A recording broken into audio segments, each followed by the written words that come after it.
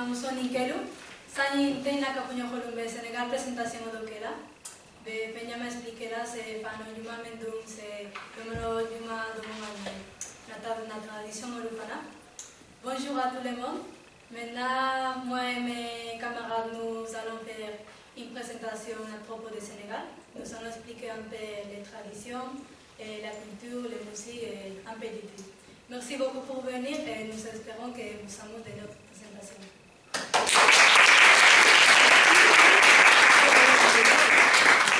Bonjour, je m'appelle Lorea et je vais vous parler à propos de l'information générale du Sénégal. Ici, vous pouvez voir le drapeau du Sénégal. Le drapeau est formé de 3 bandes verticales avec les rouges à droite, le vert, le jaune et le rouge. Et à son milieu se trouve une étoile. Cette étoile signifie l'esprit d'ouverture des pays de 5 continents. Le couleur vert signifie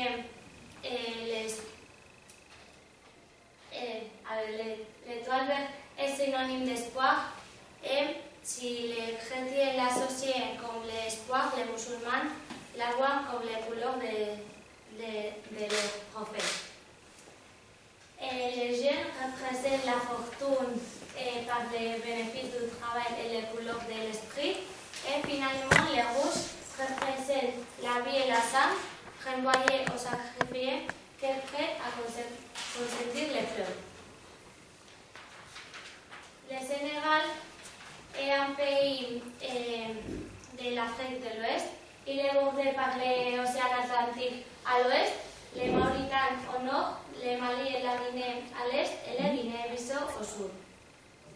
Et la langue officielle est le français et la monnaie est le franc CFA. Le Sénégal a une importante passage maritime à l'ouest avec l'océan Atlantique. Le Sénégal s'étend en 196 192 km².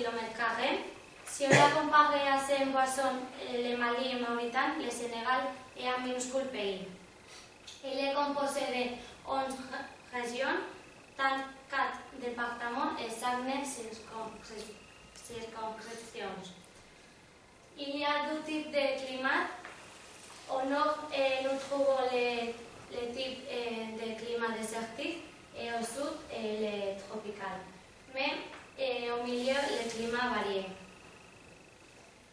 Il y a beaucoup d'ethnies au Sénégal, mais la plus importante sont les Wolofs, sont les plus nombreux. Ils représentaient 43,7% de la population.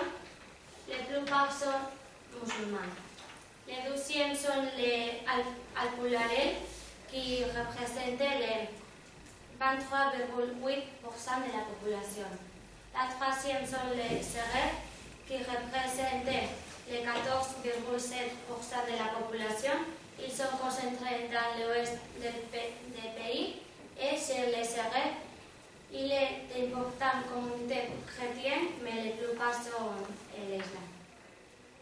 Et finalement, les Diola, qui représentent les 3,7% de la population, et les plupart sont concentrés là au Casamance, au territoire Casamance. La capitale de la République du Sénégal et de la région est Dakar. Elle comptait de 1,46 000 habitants. C'est un des 4 communes historiques du Sénégal et l'ancienne capitale de l'Afrique occidentale française. Dakar se situe sur un ancien volcan qui aura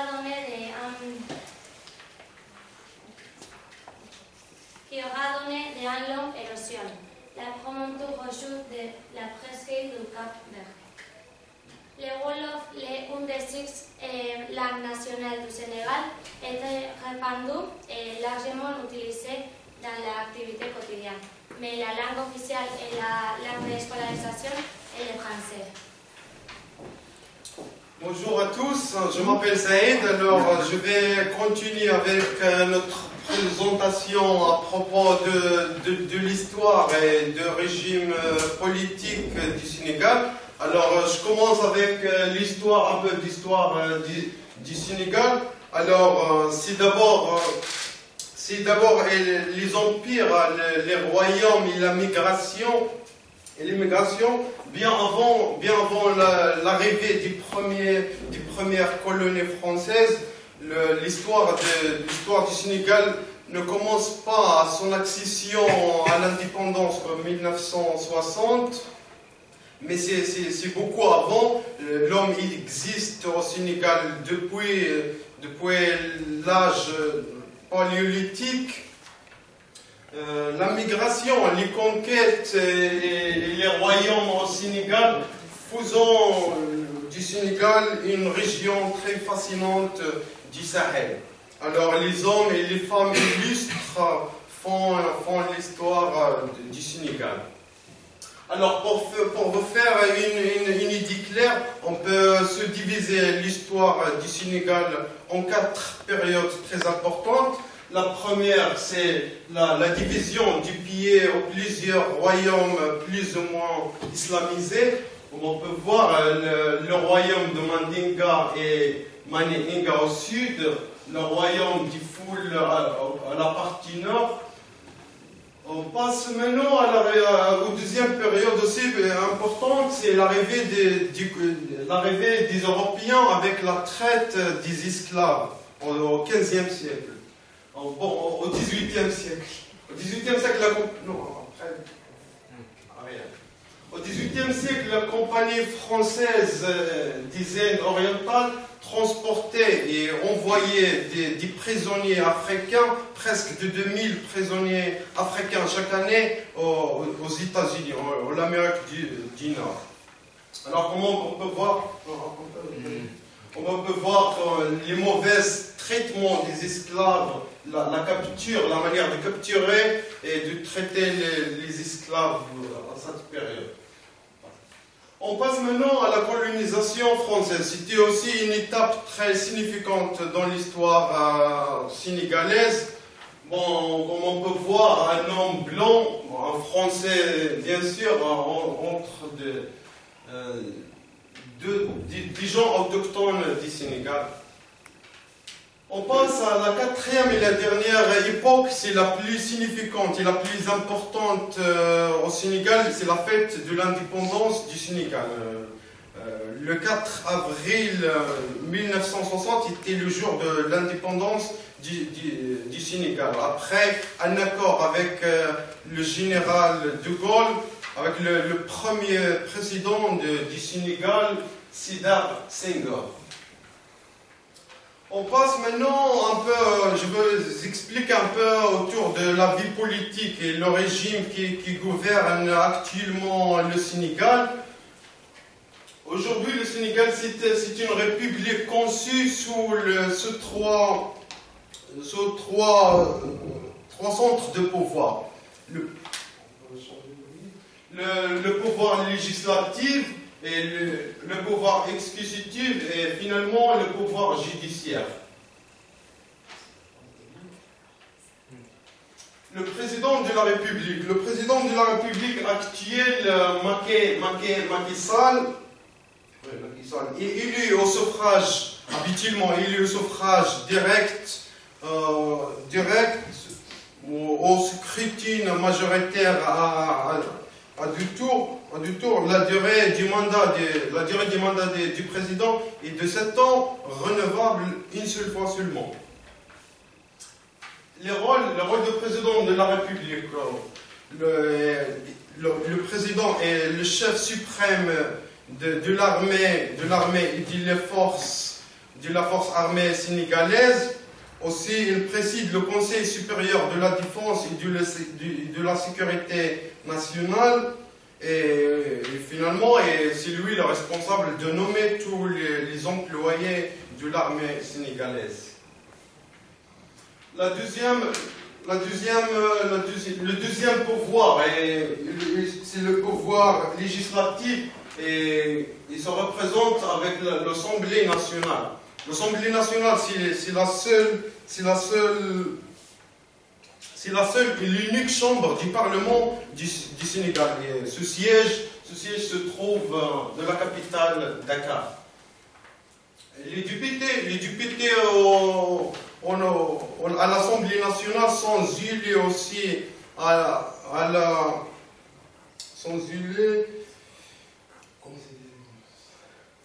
sont élus aux élections au suffrage universel direct. Et leur mandat est de 5 ans seulement. On passe au dernier pouvoir, et le pouvoir judiciaire est totalement indépendant du pouvoir législatif et exécutif. C'est le gardien des droits, des libertés et des arts au Sénégal. L'exercer pour le Conseil constitutionnel. La Cour suprême est indépendante, comme j'ai déjà dit, du pouvoir législatif et du pouvoir exécutif, et aussi exercée par le Conseil constitutionnel. Au Sénégal, la construction de la nation est forcément très avancée par rapport à d'autres pays africains. On peut dire aussi que le Sénégal est un des rares pays qui n'a jamais vécu un coup d'État. Alors, c'est un pays qui joue d'une réputation de transparence et est un exemple de transition vers la démocratie en continent noir. Bonjour à tous, moi je m'appelle David. Et je vais vous parler à propos des différentes typologies de tourisme qui existaient au Sénégal. Et on a le tourisme littoral, qui est le tourisme de plage, du soleil, le tourisme culturel, qui est lié à la culture, les musées, l'histoire, et pour finir, le tourisme naturel, qui est lié au parc naturel, les animaux, la végétation. Donc, avec ces 350 km de plage, de sable bordé, des palmiers et des douces vagues, c'est facile de voir pourquoi le Sénégal a quelques des plages les plus photographiées de la planète. Habituellement, la plupart des hôtels offrent des plages privées pour les touristes, mais à l'extérieur, il y a beaucoup de plages pour explorer. Donc, voici la carte du Sénégal. Et on peut voir au milieu de Dakar, la capitale. On va voir au nord la ville Saint-Louis, et près de Dakar, le lac Redba. Et après Dakar, la petite côte avec Saly, Portudal et Mebour.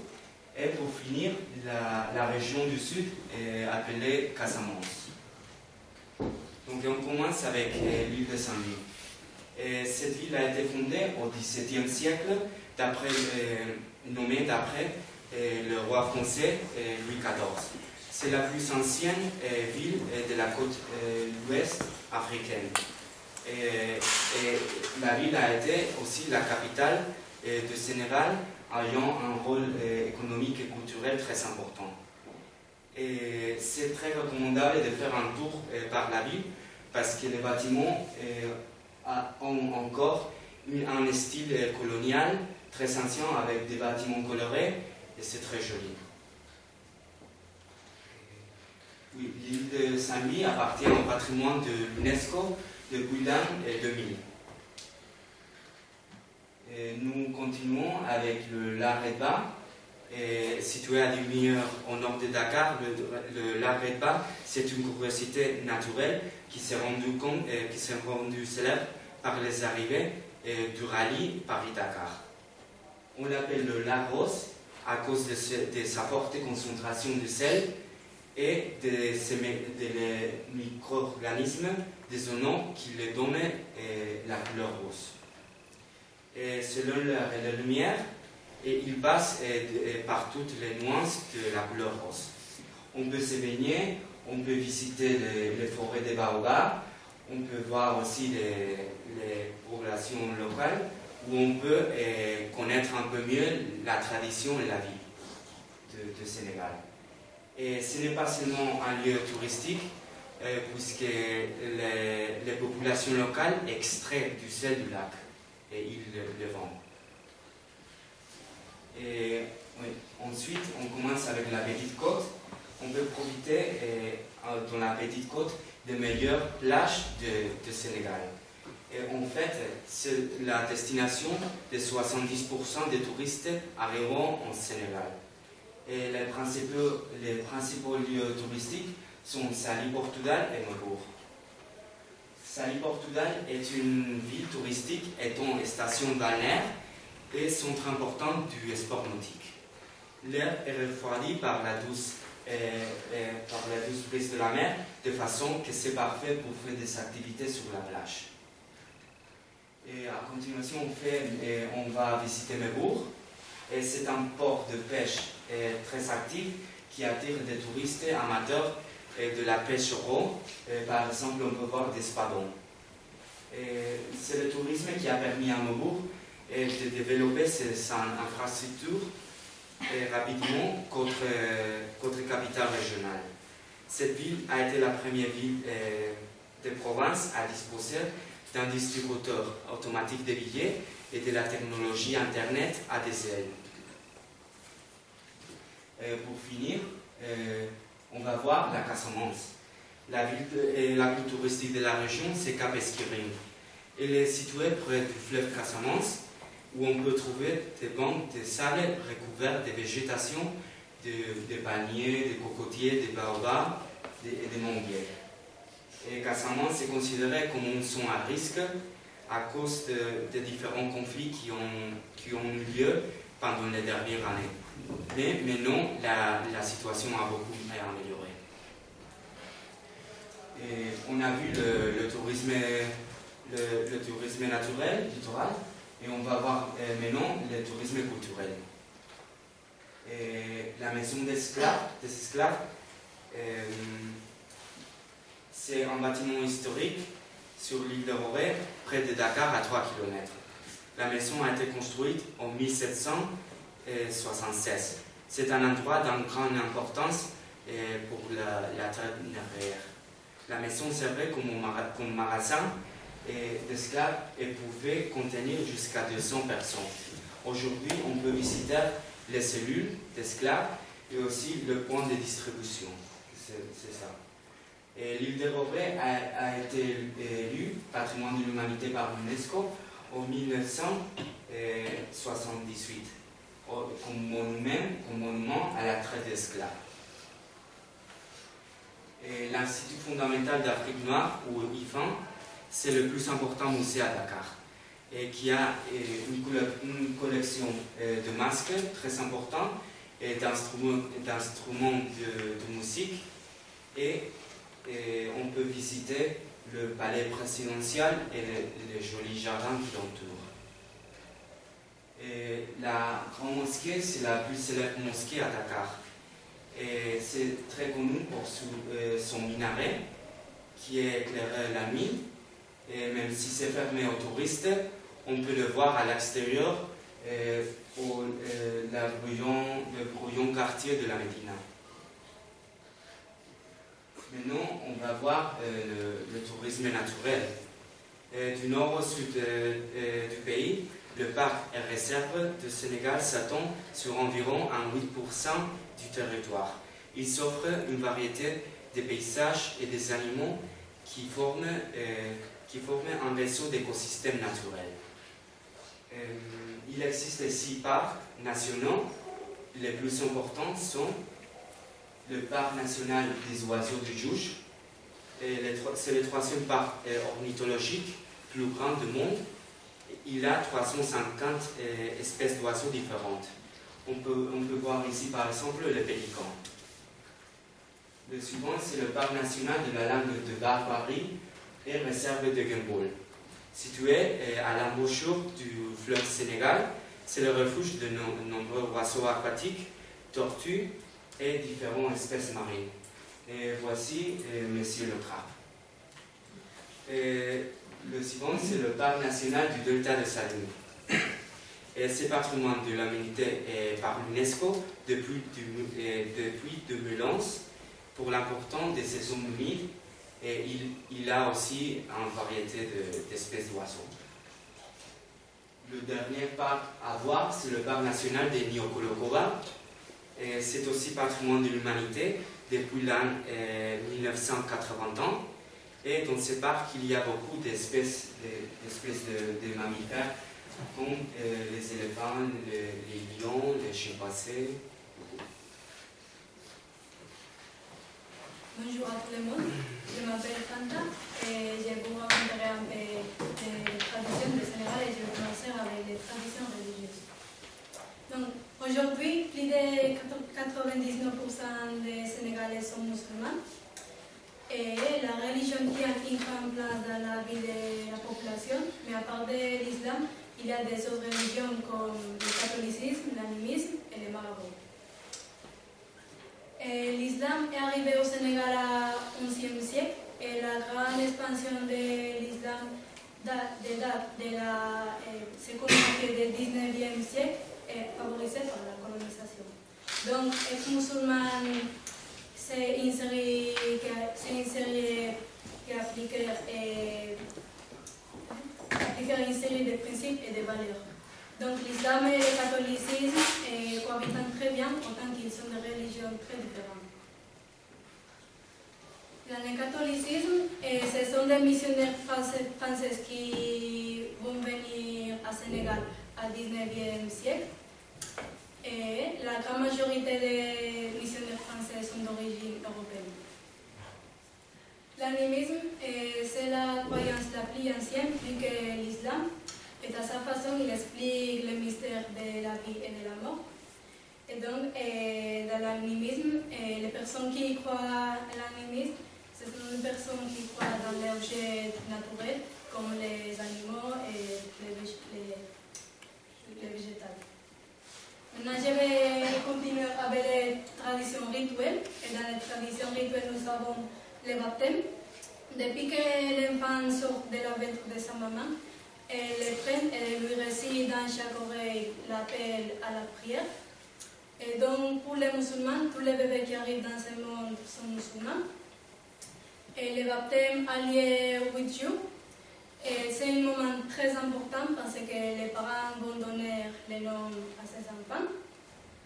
Après la mosquée, dans le matin, les amis, les familles, les parents se ressemblent dans la maison des parents de nouveau-nés.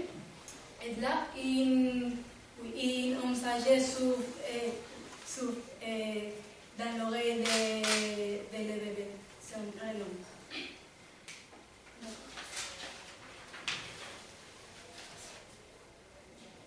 Maintenant, les mariages. Pour les Sénégalais, le mariage est avant tout une alliance entre deux familles. C'est un jour très important pour elles parce qu'ils passent le passage du monde de l'adolescence à des adultes. Donc, il existe tout un rituel pour préparer la mariée. Et elle est lavée selon un rituel précis devant un ensemble de femmes. Et une fois lavée, elle se vêtit d'une manière spéciale pour protéger de nouveaux fruits. La mariée reste avec les femmes à la maison. Et là, c'est un moment privilégié où les femmes donnent à les mariés les comportements d'avoir avec son mari, comme les séduire, etc. Et après la mosquée, les hommes rejoignent les femmes dans la maison du mari. Et là, tous les invités partagent les repas. Et la fête se poursuit toute la journée, toute la nuit, et les manches, les musiques et les chants animent le mariage. Et les funérailles pour les Sénégalais musulmans, animistes, catholiques, etc. Et les funérailles marquent la fin d'une étape, mais non pas de la fin. Au contraire, c'est le début de la vie éternelle. bien sûr, pour l'accès de ces vies,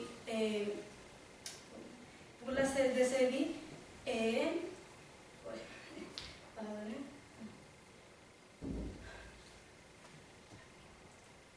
Pour l'accès à cette vie supérieure est conditionné par notre accès ici-bas dans la vie terrestre. Chaque peuple du Sénégal a une manière particulière de célébrer les funérailles. Chez les Diola, qui est une ethnie particulière du Sénégal, si le mort est une vieille personne, la fête se célèbre une grande festivité pendant 3 jours. Mais au contraire, si le mort c'est une jeune personne, la fête se célèbre en silence et en hommage des personnes qui n'ont pas pu vivre à longtemps. Et chez les Soninké, qui est notre ethnie du Sénégal, par contre, les funérailles ne sont pas silencieuses. Et la pleureuse, qui sont les femmes qui exagèrent la mort de la défunte, il est là. Et pendant cette période, il est interdit de chanter, de danser et de jouer en tantam.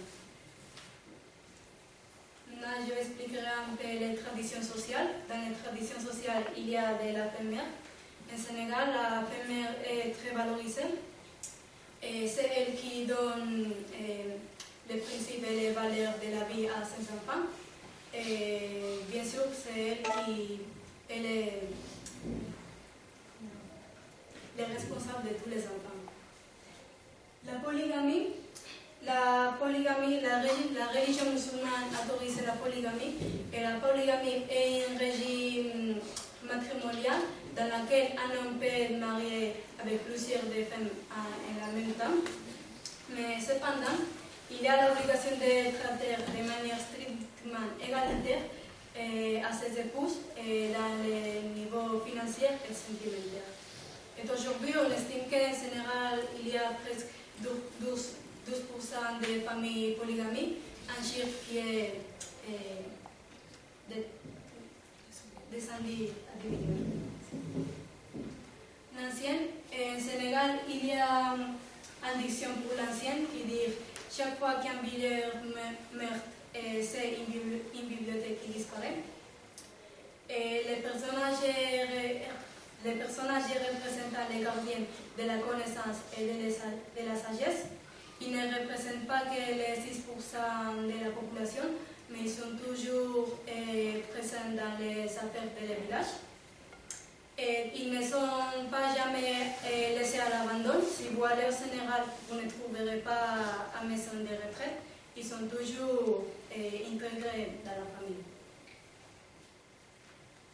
Et maintenant, nous avons les paroles, la salutation.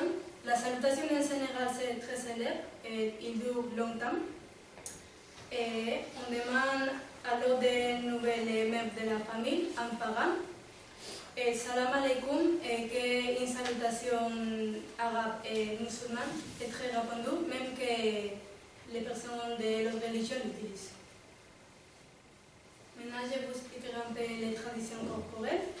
Dans la tradition corporelle, il y a des traditions vestimentaires. Donc, dans les grandes villes du Sénégal, comme Dakar et Saint-Louis, il y a certaines personnes qui s'habillent dans la mode occidentale, mais aussi il y a des personnes qui s'habillent à la mode traditionnelle, avec les boubous que c'est dans la tête. Après, les tuniques qui sont largement ouvertes sur les côtes et les palmes, avec beaucoup de couleurs. Et à part des vêtements, les bijoux et les coiffures aussi est très symbolique. L'art de la coiffure est, de même que les vestimentaires de bijoux, l'art de la coiffure peut varier chez les Sénégalais selon l'âge, l'ethnie et les catégories sociales. Donc l'art de la coiffure est très varié chez les Africains. Et les femmes ajoutent parfois les accessoires comme les perles de beaucoup de couleurs. Les visuels paro. Et les femmes sénégalaises possèdent de nombreux visuels paro. Et plus qu'un accessoire de séduction et de beauté, et il symbolise aussi l'âge, la catégorie sociale et la ethnie de la femme. Maintenant, je vous expliquerai un peu les traditions artistiques et culturelles. Le Sénégal possède une grande richesse artistique et culture. Et si en Afrique, les masques et la musique est très symbolique, donc en Sénégal, la lutte est un sport très important. Donc la lutte sénégalaise pour l'âme, qui est dans la langue wolof au Sénégal, a devenu le sport national du Sénégal en 1926. Et plus qu'un sport de combat, la lutte s'accompagne de chants, de bravoure et de défiance.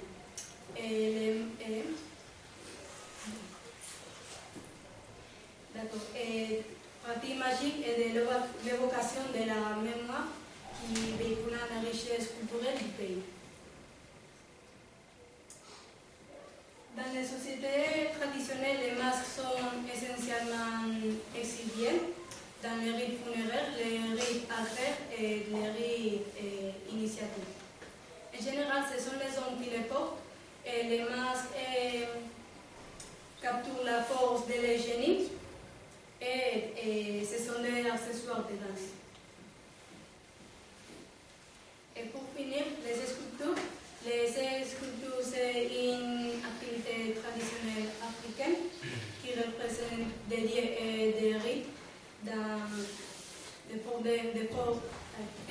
de totems, cliches et des idoles. Mais également les masques lors des cérémonies dansées et fêtes religieuses.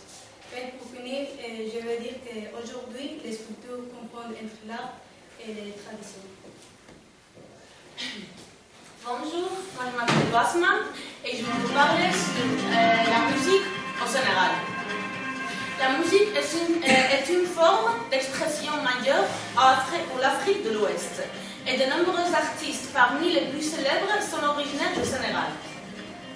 La musique traditionnelle n'emploie que des instruments fabriqués avec des matériaux locaux, comme les calebasses, de cuir, de cornes de vache et de coquillages. La musique est très importante dans la vie sénégalaise et les touristes voyageants vont écouter de la musique où est-ce qu'elle soit. Dans les marchés, dans les restaurants, dans les voitures qui passent sur les plages. La base de toute la musique est traditionnelle. Une forme de la musique traditionnelle est basée sur un système polyrythmique et le protagoniste est le tambour, joué avec une main et l'autre c'est utilisé pour moduler la hauteur. Il y a beaucoup de musique traditionnelle qui sont encore dans cette vie, dans la vie quotidienne dans ce petit pays. Un exemple est le yéla, datant de l'ancien empire avant de la colonisation du Sénégal. Et le roi sénégalais l'utilisait pour appeler à les gens pour venir à des événements importants. Le yéla, normalement, c'est la musique de femme. Il est réputé pour être l'influence principale pour le développement de reggae dans les Caraïbes. Pour un pays relativement petit comme le Sénégal, la musique moderne a eu une quantité surprenante de représentantes. Et les artistes les plus connus sont Youssou N'Dour, Titi et Bumba Gawlo. Le Sénégal est habité pour divers groupes ethniques au long de son histoire. C'est pour ça que les danses seront aussi très riches. Les danses et la musique sont d'abord documentées au XVIIe siècle, qui est la date indiquée sur les premiers écrits décrivant les tambours, accompagnant la danse récréative dans les activités de lutte et de guerre. Il y a beaucoup de questions pour organiser une fête soirée. Après une compétition de lutte, dans un bâtiment et à la fin de saison de récolte. Comme on a déjà dit, la plupart des populations sénégalaises pratiquent l'islam. Logiquement, les festivités organisées toute l'année proviennent de la tradition musulmane. Cependant, on trouve aussi dans les célébrations des pays d'origine civile et des partis catholiques liés à des événements historiques et politiques. Aussi, n'oubliez pas que le Sénégal est l'un des pays avec les traditions musicales et folkloriques les plus élevées de toute l'Afrique et peut-être du monde.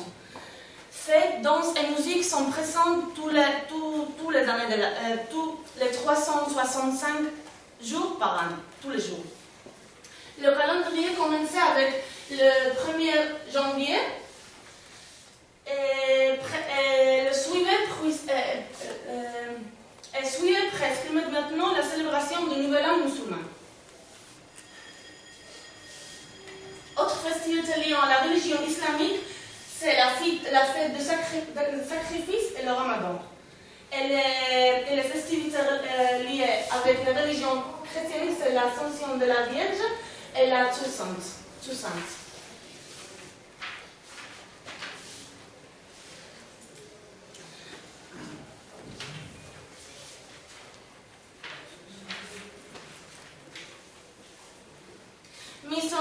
Mais si nous voulons bien connaître un pays, on doit toujours goûter sa gastronomie.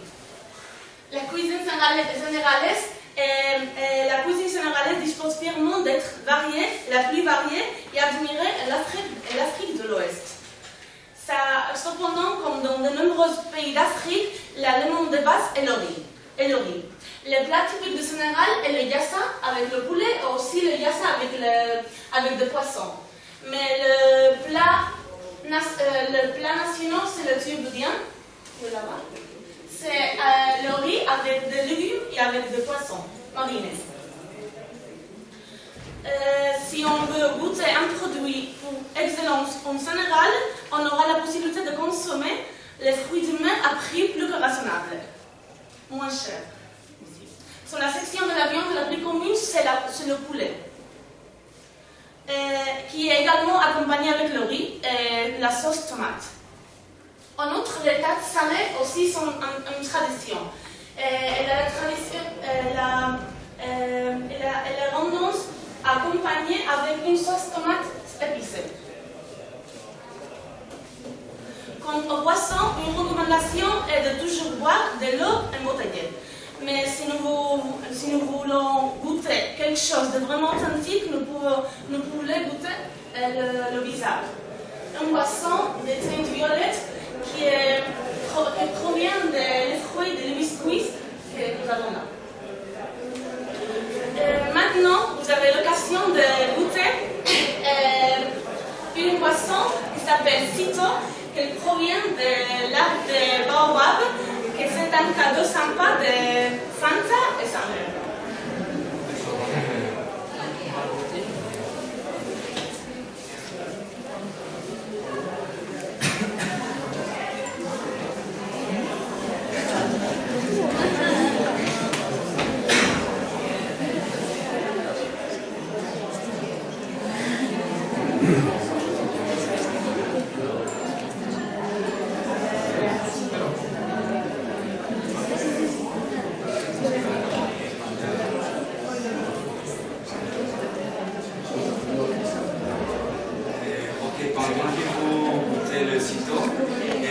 Parler un peu de ce que vous avez besoin de faire avant de voyager au Sénégal.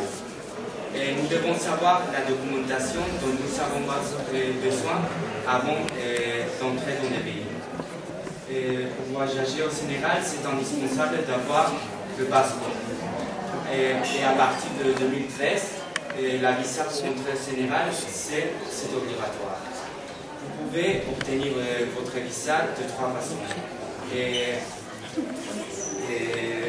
le site officiel dans l'internet et à l'arrivée d'un port ou celui-là. Mais la façon la plus rapide, c'est par Internet.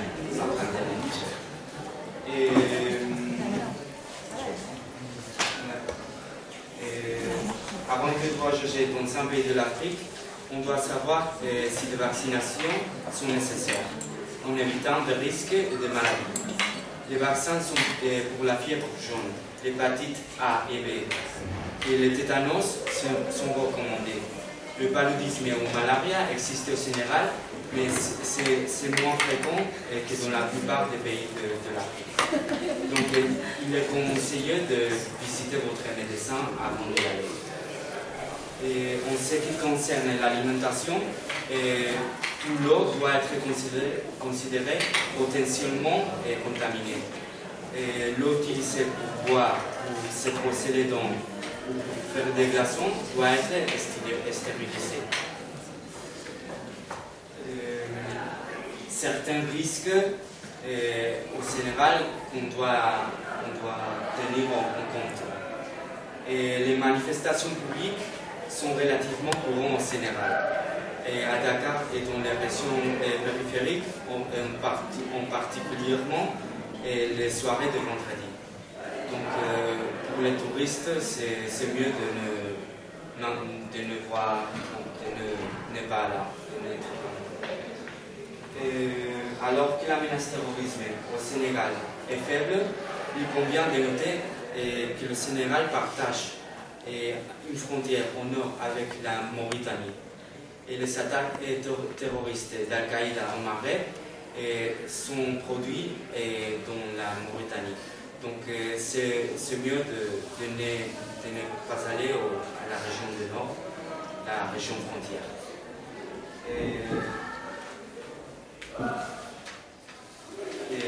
Et d'autres considérations pour aller, les consommations de drogue et les trafics de drogue sont punis avec convictions qui peuvent attendre jusqu'à 20 ans de prison.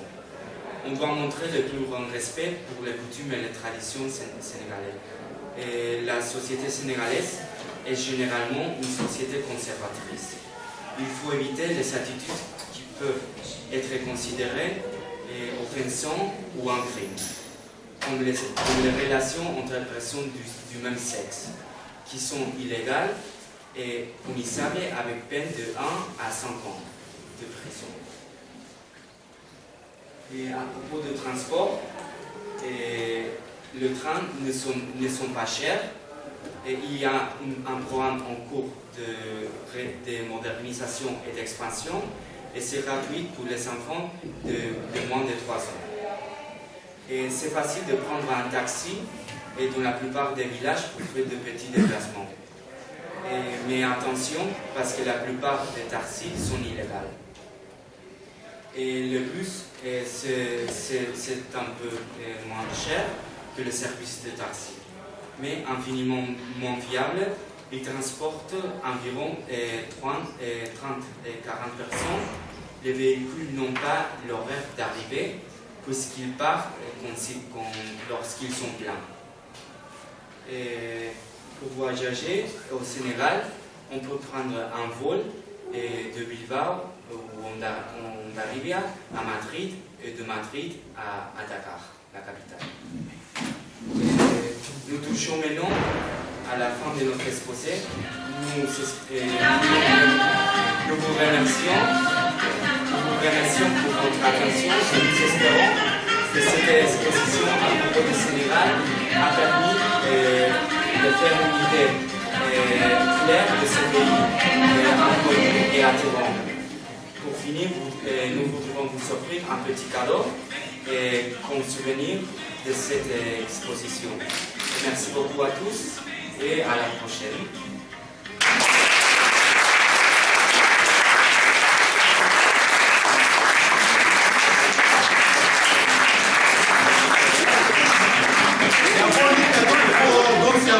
Avant la distribution des petits cadeaux, on va essayer un peu de danser au rythme sénégalais. Allez, on y va. Tout le monde est prêt? Allez.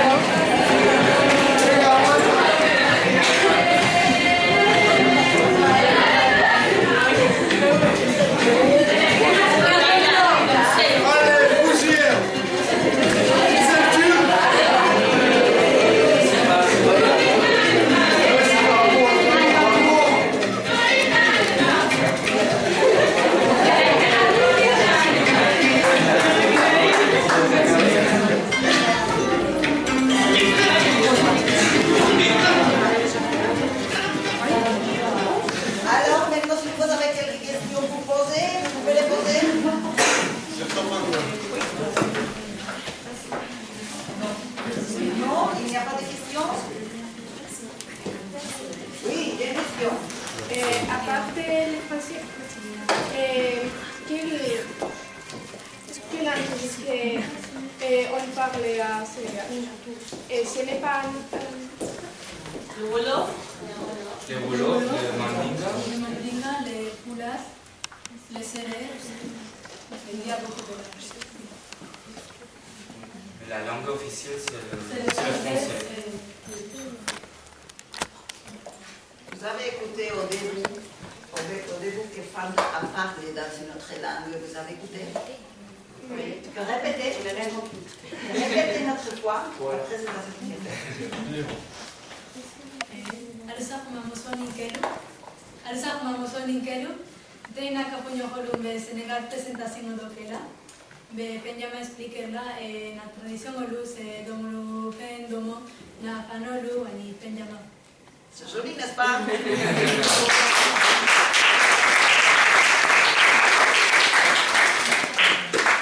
Alors, notre partie, notre question.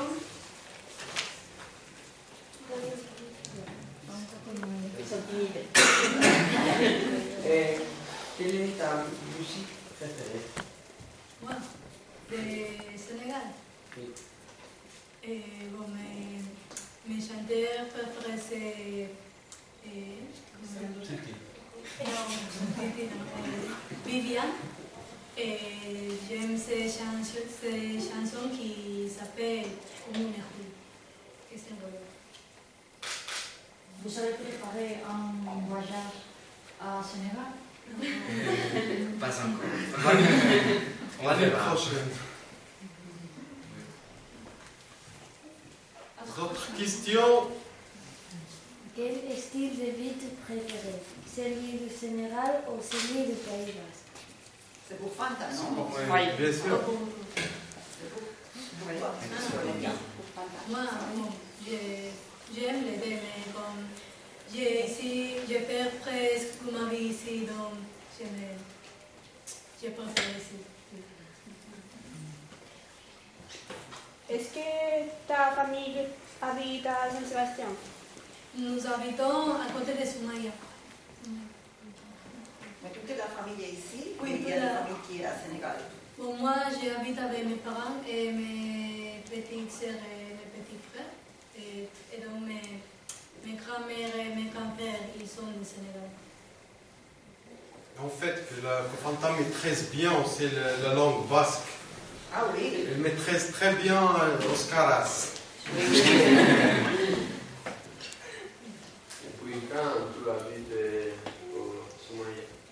J'ai bien, premièrement, nous étions, quand j'ai 2 ans, j'ai venu avec ma mère.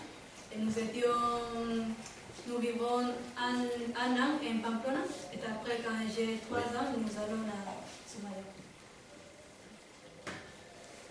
Combien de fois tu as